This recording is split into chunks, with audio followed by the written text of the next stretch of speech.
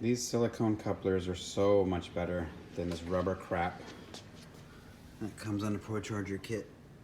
This yucky, soft garbage right here. Oh my gosh. Squish, squish. I already have one over here. And then I have one of them right here already. So much more durable. Just gotta trim them to the right size. Show you what it looks like when I'm done.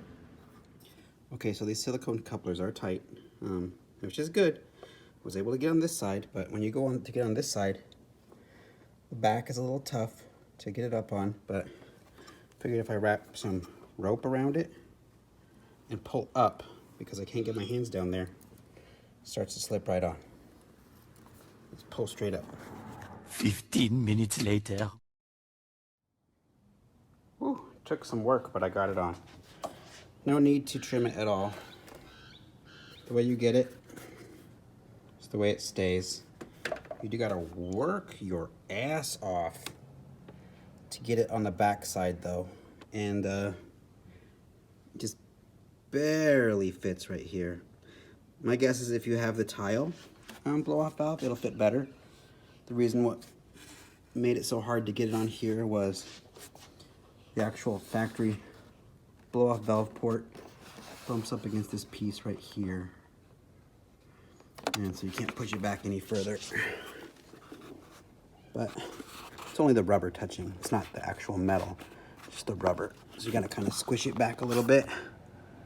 But yeah, so for this whole side, it's all silicone now. And then I got silicone here, so I just gotta do this one down here.